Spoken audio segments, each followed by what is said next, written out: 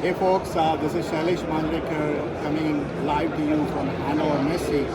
We are at the Cisco booth, and the biggest talk of the town here is really the IT and OT convergence. So there are a lot of industrial processes which are getting virtualized, and OT is slightly different because in OT, packet loss, jitter, latency matters, which is not so much true for the IT processes. So this Cisco Observability platform is really the building block for us, and we have developed application on top of this. So today I'm going to talk about the smart factory observability of observability application or solution what CloudFabrix has. So let me show you a little background around what I mean by this. So this is the observability journey with Cisco and CloudFabrix, right? So you start with vSphere observability. You start looking at the virtual environment and being able to observe that. You go to asset intelligence where you're able to discover all your assets. You're able to correlate across different alerts to those assets. And then eventually you get to your path for IT and OT convergence. I'll go a little deeper. So what we have here is a solution which shows you at a particular manufacturing site. You have office areas, you have final assemblies, you have body shops. Each of those body shops have sales, and those sales have virtualized VPLCs and so on and so forth. Cisco industrial switches and so on. All of that data gets fed into the Cisco Observability platform, and then CloudFabrix has applications which are built on top of this platform. So with that, let me dive into the actual demo.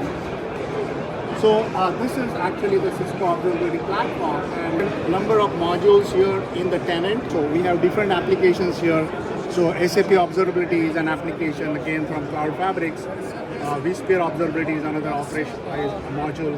I'm specifically going to focus today on the manufacturing and industrial automation solution. So in a single pane of glass, you are able to get a clear picture of your entire manufacturing shop floor, right from the site to shared infrastructure to data centers, which may have edge clouds, which may have assembly shops and cells, right? So let's begin and see what we have here.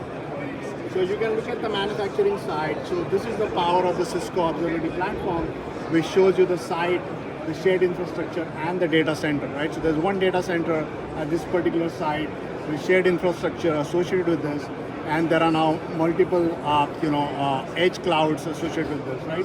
So this is what we call the entity model. If you dwell deeper into the manufacturing side, you are able to see the entire map of the shop floor and its associated devices. You can also go deeper into the edge cloud. So EC4P is the edge cloud. And again, you can look at the more granular details around how the shop floor is connected. You can see the VPLCs, you can see the assembly cells. Within the assembly cells, you can see VMs, right?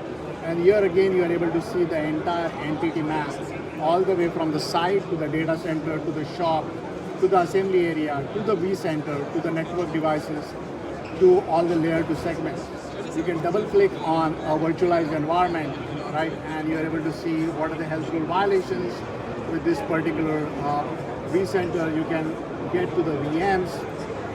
Okay, you can click on any particular VM and get granular details around the telemetry associated with it. Right? You can see that there is something going on. You can also get to the ESX host. You can get all the telemetry and how it is connected. Okay, so the entire landscape is available to you, right? So this is how it shows what we call application dependency maps.